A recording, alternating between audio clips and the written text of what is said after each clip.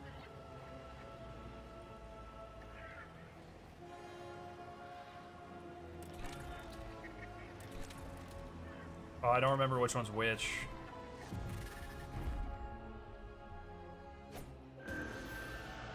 How do I... What's the button? What's the button? There it is.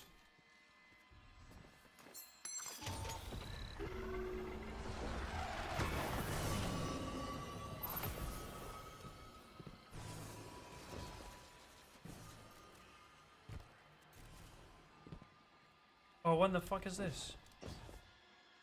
We're dual destinying right now, bro.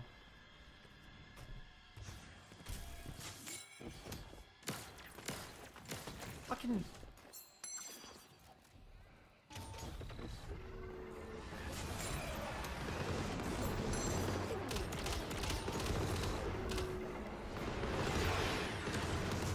Yes!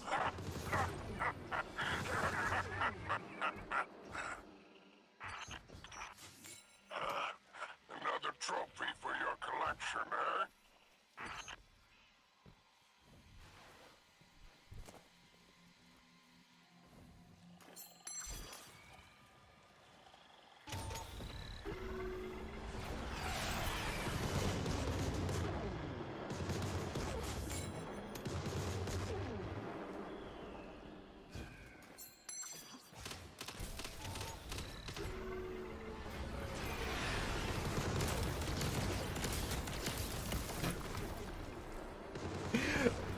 I want the fucking, I want the ability kills, bro.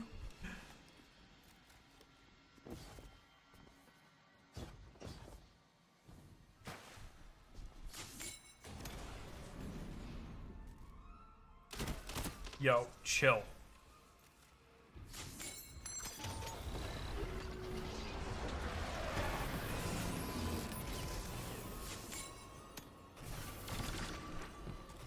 Oh, I didn't get my charges back. Oh, that's not good! Okay, well, I'm gonna lose this. Oh, I'm a marathon guy, bro. I don't know how to play this game.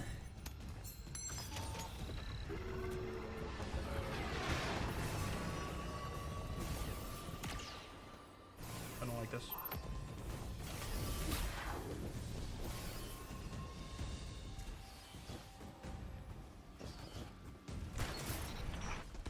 No mercy, renegade.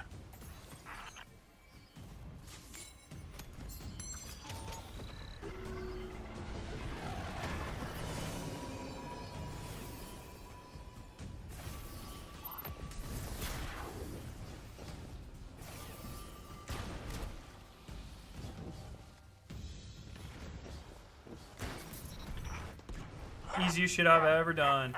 You don't have to answer if you're under NDA, but when are we going to see the... Oh, no, this is actually great. This is actually great, because I don't currently know anything about Marathon that you guys don't know. Talking to, I can speculate about anything I fucking want, man. They said that we will likely... I think the exact wording was that we would see more alien stuff, or alien architecture or something in Season 3.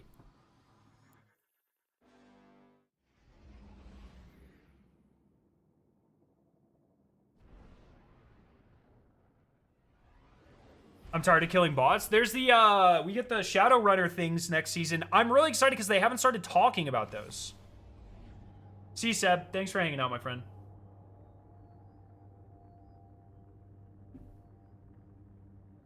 Yeah, have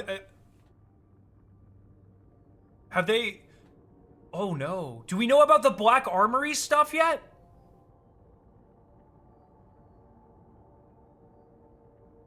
I hope they bring that back. I hope they bring that back. Yeah, we'll watch the 60-minute B-roll on a different stream. For the time being, out of respect for Destiny, for the rest of Destiny's life cycle, I'm going to try to separate all Destiny and Marathon content, if I can. Don't get cold feet now. I'm not asking you to make Black it Armory, permanent. like the Black Armory, like, are they bringing back the Black Armory weapons? Like, do you think it'll be part of Pantheon?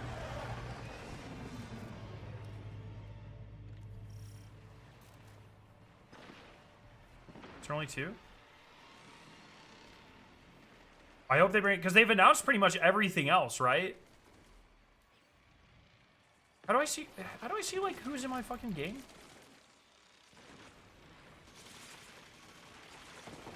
Do you think DEI killed Bungie? I think anyone who thinks DEI killed anything has a brain deficiency, bro.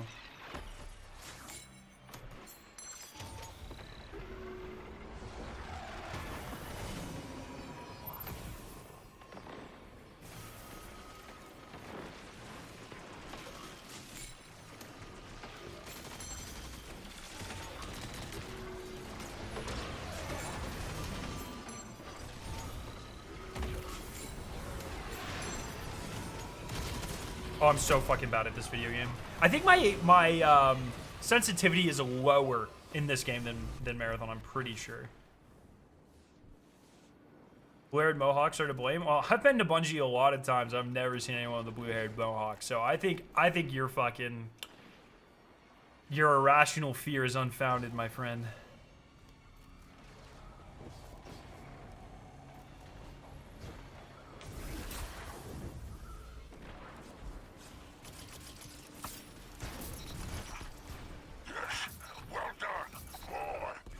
Triple kill. Yes, well done, boy. Wait, I don't wanna... Renegade down.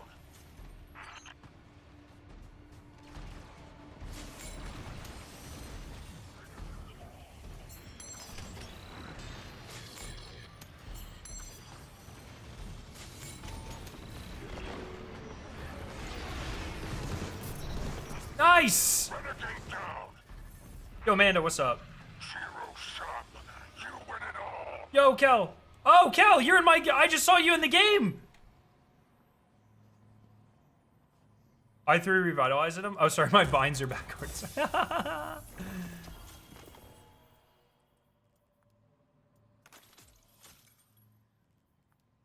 Dude, I just don't take people who are like...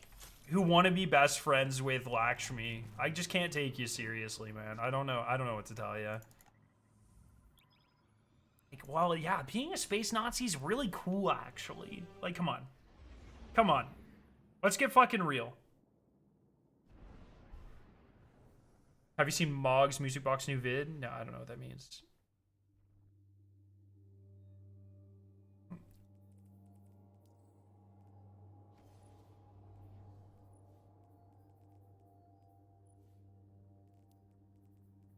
Oh my god, I got one. Okay. Yeah, everyone knows Nazis are only bad on Earth, dude.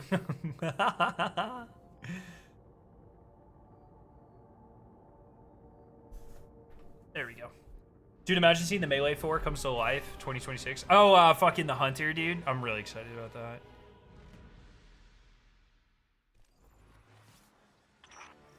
You signed up. Why are we booing Scarrow? Oh, I made a joke about how it was my fault that Destiny 3 doesn't exist. Because I didn't spend my silver that Bungie sent me. Oh, a double cross.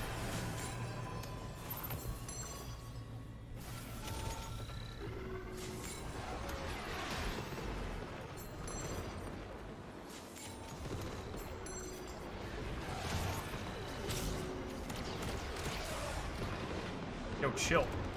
Chill!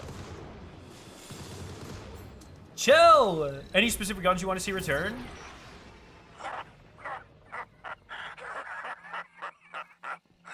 I killed that guy somehow. Yes, I want to see Midnight Coup, man. I want to see Midnight Coup. Oh, this is this stupid fucking map where you can't get up? What?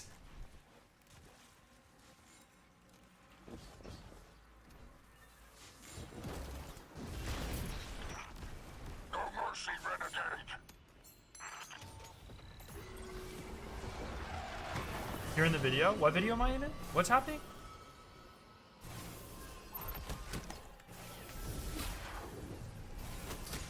Yo, I'm bad!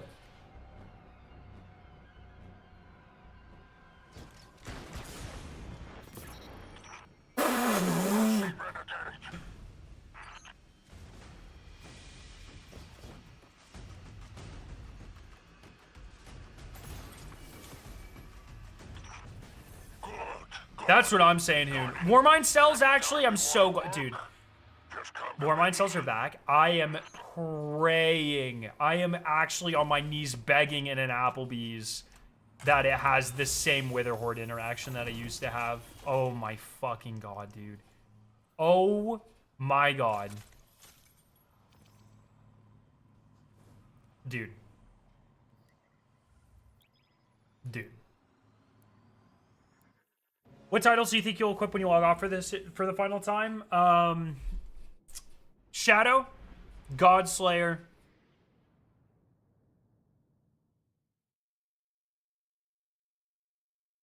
Reckoner? Depends what the final title they add is. Or if they add a title for having all the titles. They're not going to do that. Do you think we'll go through all Warmind cells? I fucking hope so, man. I think they're getting rid of the artifact because they're giving certain weapons intrinsic champion things. What interaction? So Warmind cells work when you get kills while you're holding a Warmind gun. And the best way to do that, Dan, was you would use Wither Horde, which has auto loading, and you would spam Wither Horde. So you'd like look at a spawn door, you'd shoot Wither Horde, and you switch the eye-close gun. And then like the eye-close SMG, and then any time your Wither Horde got a kill, it would count as an eye-close SMG kill, and it would spawn Warmind cells.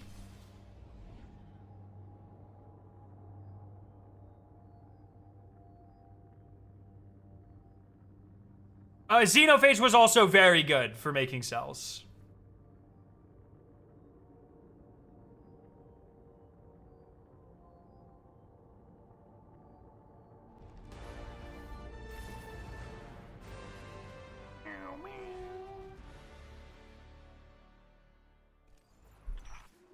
Strength. Don't be a double cross. Power. Nice. This is dirty work. Ready to drop, renegade?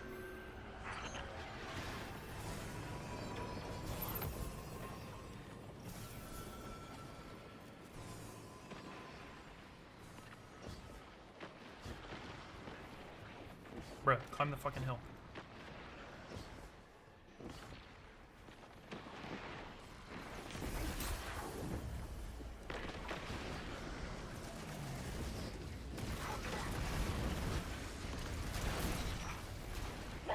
Oh, I'm so bad at the game. Yes. Well done. Where? Do you think that was fast enough?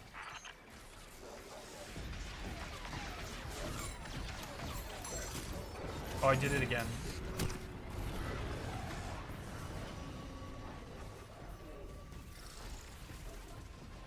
No! Shit.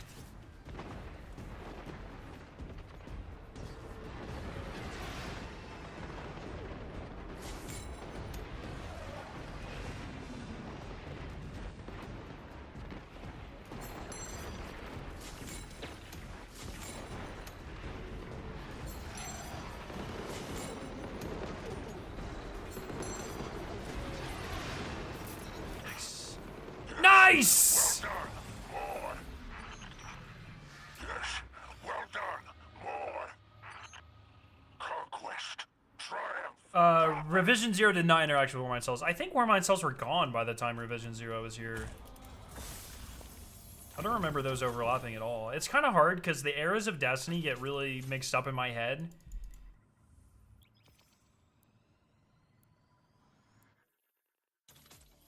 Did they make the tribe more lenient? No, you just have a lot more noobs playing right now, Hoon. Shadow and Godslayer are absolute two picks I will not be taking off. It depends what the new Pantheon title is. It depends if there's like an overarching title. I would love for them to add a title for having every title. I don't think they're going to do that. I would love for that, though. But I really don't think they're going to.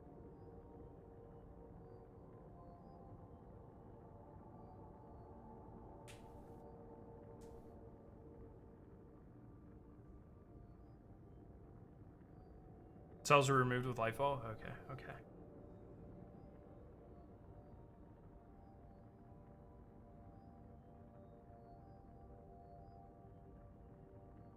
So revision 0 would have overlapped with them a little bit then. Do you think they'll fix the max shrine score discrepancies that have existed since the final shape? So I don't know. I don't know about this Statrix, but mine have been fixed. If you look in the API, like the war mines, not war mine, yeah, like war mine shrine score leaderboard or Braytech, I'm back at max shrine score, and I didn't do that. So they fixed for me at least, the Undying. See, what I think it might be is I am wondering if, because I'm like very vocal about it and they know I had my max shrine score except for those, I'm wondering if they tested a fix on my account, and hopefully it's a larger fix that will be rolled out with this update. That's kind of what I'm hoping.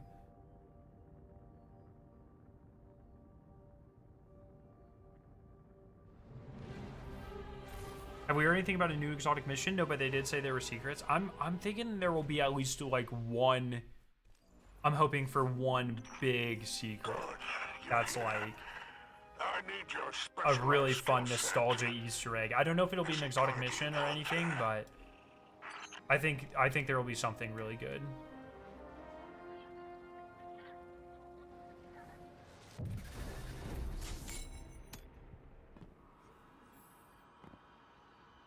It's a really small double cross. This is a really small double cross zone. What the fuck?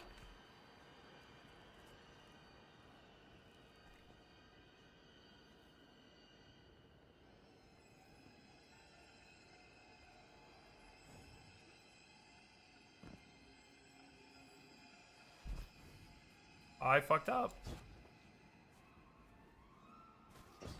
Daystreaks, thank you for the prime.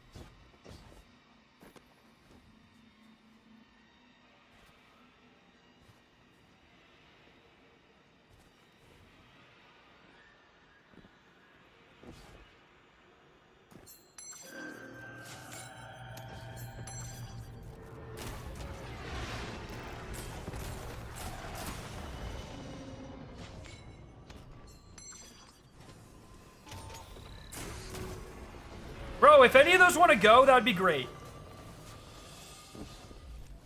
Oh my god, I did it again. I threw fucking 3.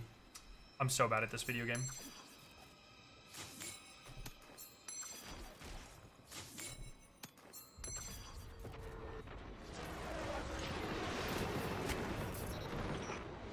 I'm so bad at this video game.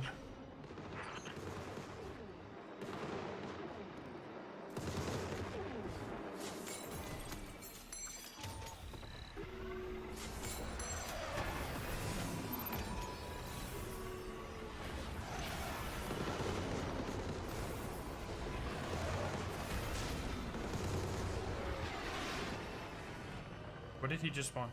Oh, ammo?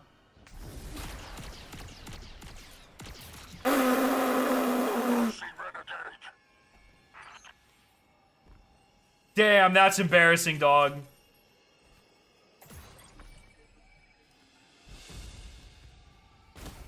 No! I wasn't even paying attention. Now it's my turn to get shit on while I use my super.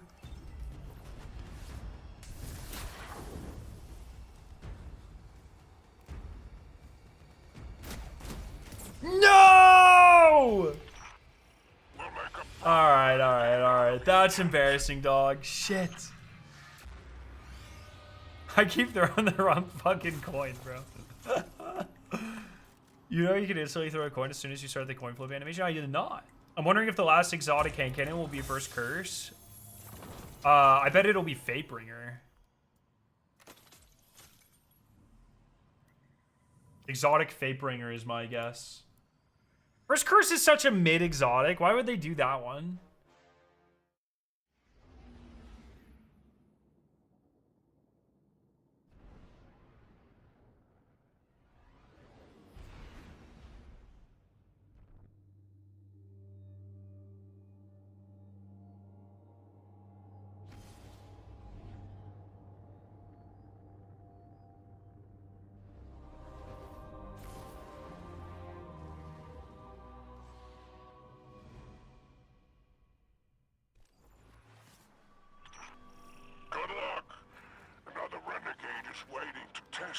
You still show up as number 5 on the 1-line leaderboard? Well, I'm fixed on the Braytech leaderboard then. Oh shit. Wait, is there... I can't even use this here.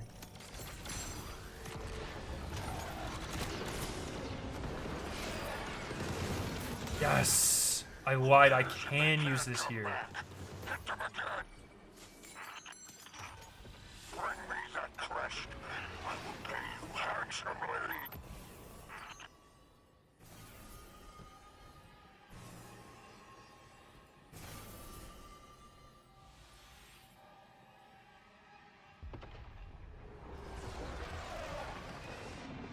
No way. Is that what I think it is?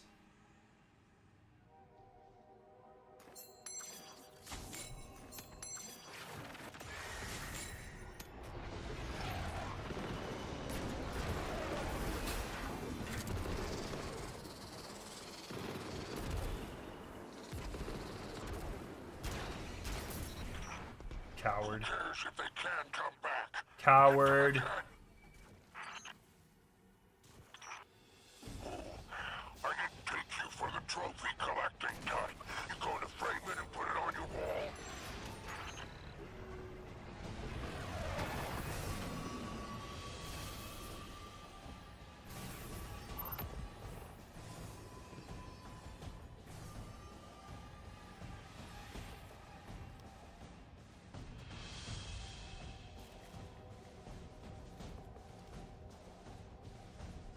Oh, fuck me. Oh, fuck me. Oh, fuck me!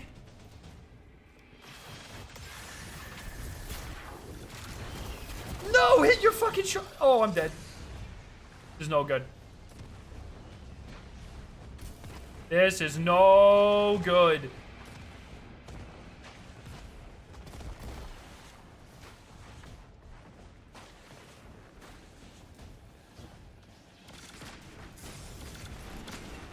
No! Fucking hell. I really want this. I want to hit a snipe, but I'm not hitting a snipe on this sensitivity. But I'm doing it anyways. I'm doing it for the vine. Fuck. Okay, nice.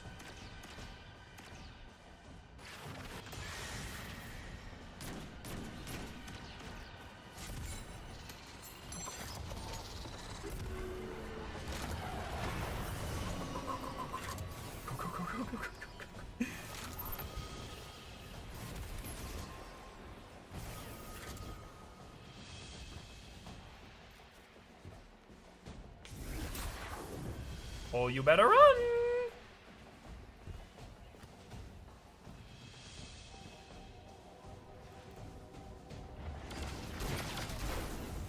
No! Fuck!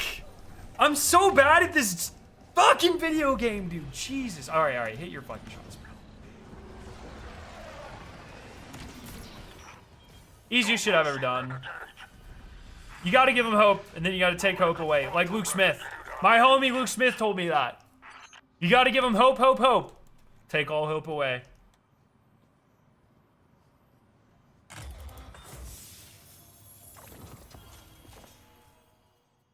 All my homies know about the hope, hope, hope, and then take it all away, man.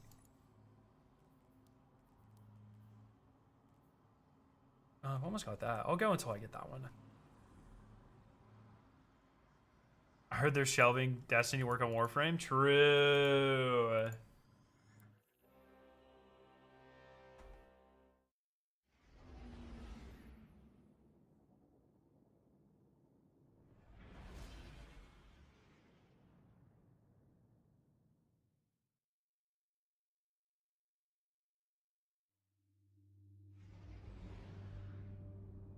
Does the lowest frontier require a higher power? I just hit 500 and get tier 5s from portals, so only tier 4s on Lawless. Oh, there's a way. There's something you have to do. There's like an upgrade you have to buy from Spider to upgrade Yogurt or something.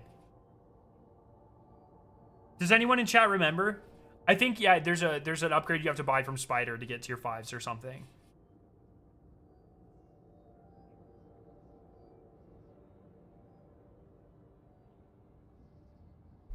I did not see the Night March gameplay. I'm gonna save it for a different stream.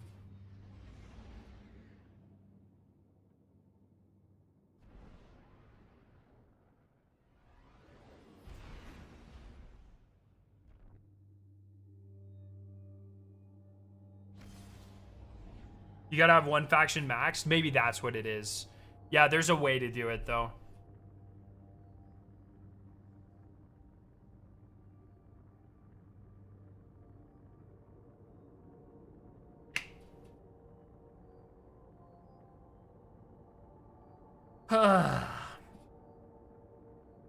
Yo, Saga, it was.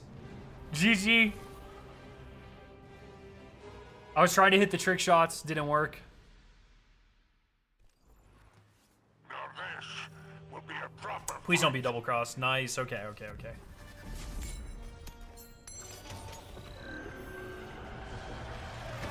Why do I only see one person?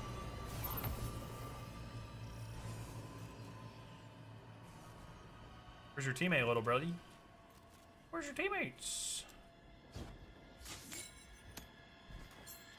No, I just revitalized the end, motherfucker.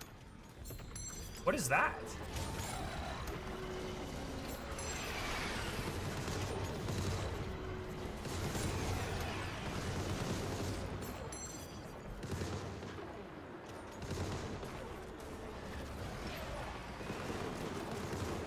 Damn.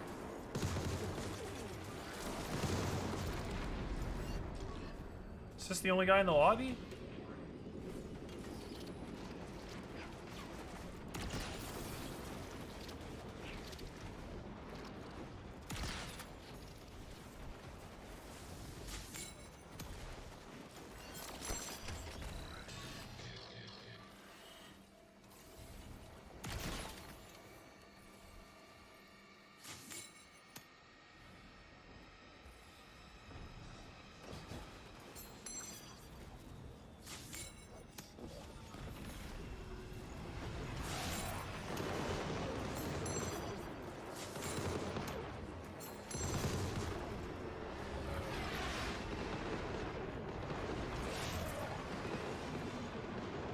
Dude, motherfucker.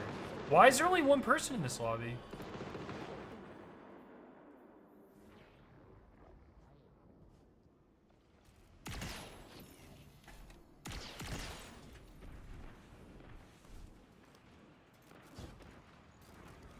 Never even knew double cross was a thing. Just started playing against us the announcement, dude.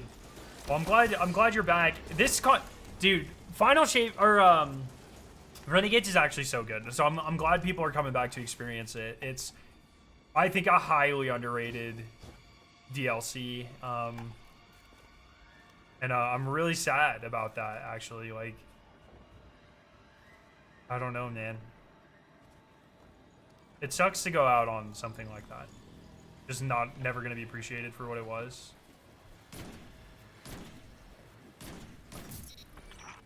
First try. one light down.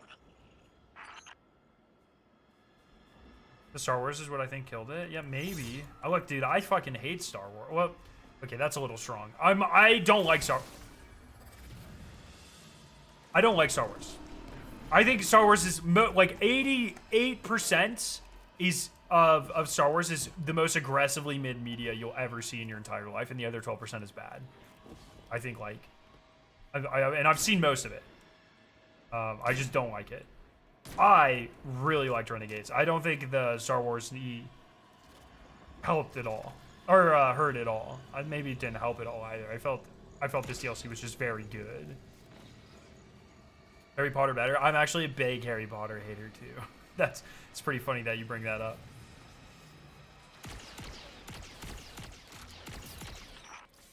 One light down.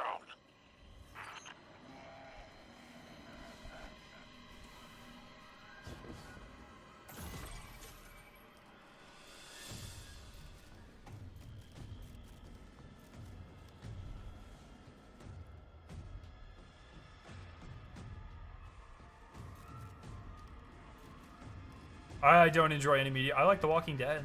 I like Doctor Who. I like a lot of Marvel stuff.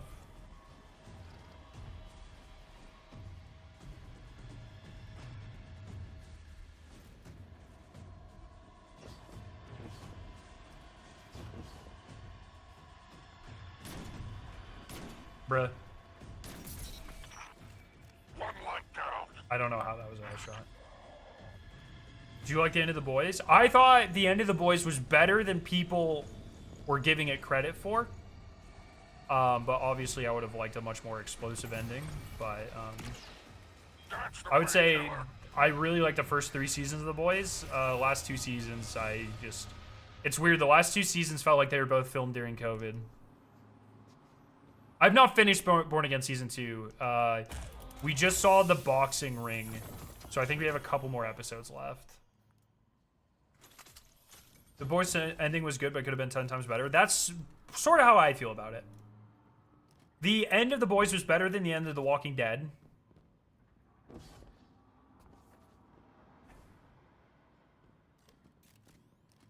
That's what I got. I'm trying to think of TV shows I've watched all the way through. What's like my favorite? I think Fringe had a really good ending. I think I don't remember the ending of X-Files at all. I don't know. I'm bad at this. All right. I'm going to call it there, man. Have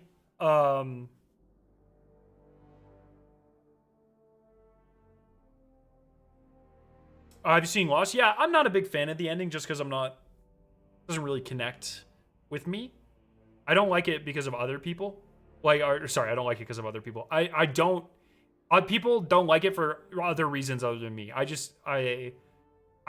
think the ending should have been a lot more sciencey. I don't like how religious and mathy they kind of went. I would have really. I thought I'm a big Dharma Initiative stan. Okay, that's all I'm saying. But Fringe is peak. Oh, end of Breaking Bad. I really liked the end of Breaking Bad.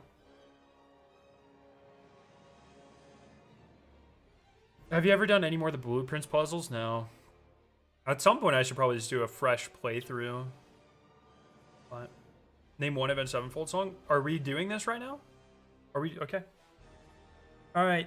Sounding the Seventh Trumpet. I don't know that many songs off of. Admittedly, I know Warmness on the Soul. I know Streets. You go to Waking the Fallen. I can probably name every song. Probably. Second Heartbeat. Clairvoyant Disease. I Won't See You Tonight. Part 1 and Part 2. What's the song? Unholy Confessions. Reminisctions. I think that's on that album. Eternal. Did I say Eternal something? Eternal Rest. Did I say that one already? Probably missing Chapter 4. It's on that album. Then we move to City of Evil.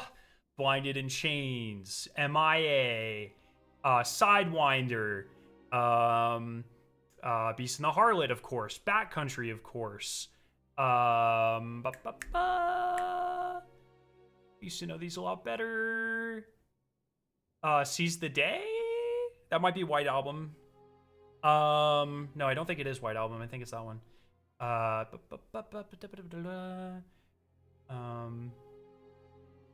No, there's more. I know I can do so many more than I have been here. But just to prove a point, I'll keep going. White Album. Of course, Afterlife. Lost. A Little Piece of Heaven. The best Avenged Sevenfold. The second best Avenged Sevenfold song. You want me to keep going? Or you believe me yet? HR Fortress, what's up? Knife. Name 5 women. Okay, the Monkey King's mom. Torch DO3's mom. Unbroken Haunter's mom, Feather Spark's mom, and Antos's mom. Easy. I'm really. Critical Acclaim. That's a classic one. That's a classic, bro. Rip the Rev.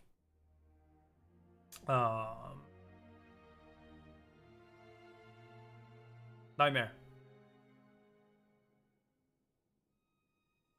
How did you not end that with your mom? I did. Antos was your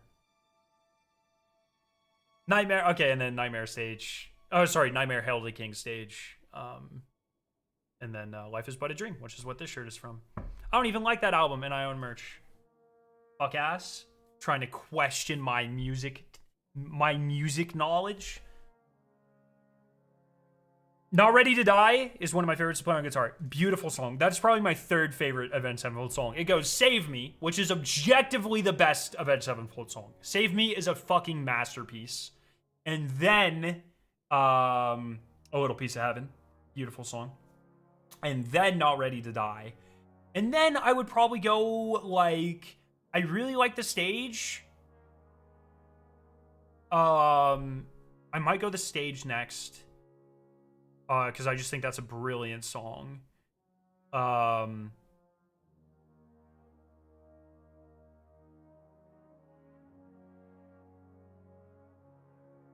then probably like Second Heartbeat. I really like Second Heartbeat. I also think super underrated song. The song they did before The Stage, I think. I always forget the name. Torrid?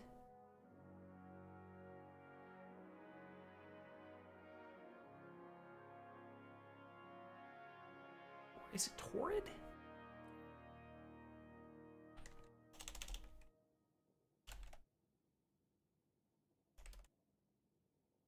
I think it was like a one-off they did.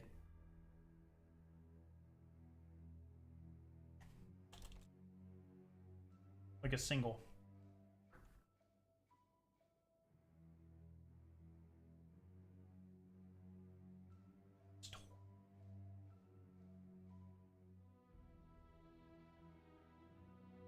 Fuck. Whatever. Anyways. Avenged Sevenfold was my shit back in the day. Have you seen the Arrow and Warframe collab? Yes, dude, it pisses me off. Because JT loves Destiny. And he's cheating on Destiny. And they did it. They did it with one of the best Arrow songs, Crawl Backwards Out of Heaven, which is a fucking awesome song. That's a hard name, by the way. As soon as I saw that, as soon as I saw the track title, Crawl Backwards Out of Heaven, I was like, oh, fuck. That's going to be a hard-ass song, and it was. So, yeah. I love JT, I love Era, but they cheated on Destiny with Warframe, and that makes me sad. All right, everybody. Have a great night. I love your faces. I'll see you very soon.